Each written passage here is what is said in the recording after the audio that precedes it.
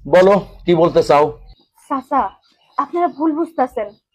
আমি ঢাকায় যাওয়ার লেগে বাইর হয়েছিলাম, রাইতে আমার গাড়ি, কিন্তু রাস্তায় রাস্তায় তুহিন পড়ে আসিল, ওর লগে আমি উষ্টা খাইছি।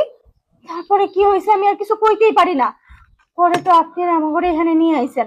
বিশ্বাস করেন, তুহিনের লগে আমার কোনো সম্পর্ক নাই, ওর লগে আমার কোনো কিছুই না, আমার লগে কোনো সম্পর্ক না চাচা। তুহিন, এইবার তুমি বলো, তোমার মুখ থেকে শুনতে চাই। আসলে চাচা, আমি কি কমো, আমার তো আসলে নিয়ে কিছু মনে নাই কার। মানে কালকে রাইতে হয়েছে কি, ওই শেষ খাওয়া খাইছি তো, ইচ্ছা মতো খাইছিলাম, খাওয়ার পরে হুশ আসলো না, ওই পরে আসছিলাম। ঘুম থেকে ওইটা দিয়ে এই যে আপনি চেয়ারম্যান সাহেব বসে রয়েছেন এই তানহার পাশে, মানে আসলে আমার তখন কিছু মনে নাই কার।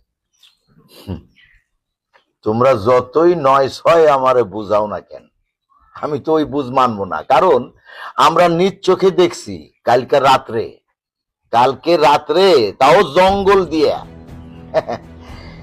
তুহিনরে সাথে কইরা এই যে তানহারে পার কইরা দিছে, এই গিরাম পার কইরা দিছে, তাও আবার সঙ্গে কাপড় চোপড় ভরা ব্যাগ ছিল। চেয়ারম্যান সাহেব, আমার মেয়ে যা কইতেছে হাসা কথা কইতেছে, আমার মেয়ের কোনো দোষ নেই। সকালে পাঠাইলে গ্রামবাসী দেখবো, সবাই দেখবো, তাই আর কি তুমি তানহারে আর হলো তুহিন রে রাত্রে বেলায় গ্রাম পার করছো, কি কথা সত্যি না কি গ্রামবাসীরা? এত সুন্দর মেয়ে এই মাতালের সঙ্গে প্রেম করে কিভাবে, পালানের মানে রুচি আসে কিভাবে, বুঝলাম না। গ্রামের কত ছেলেরা তানহার জন্য পাগল ছিল, আর শেষমেশ করলো কিনা তানহা এক মাতাল খুঁড়ের লগে বাগলো। আসলে মাইয়া মেশের রুচি ঠিক নাই।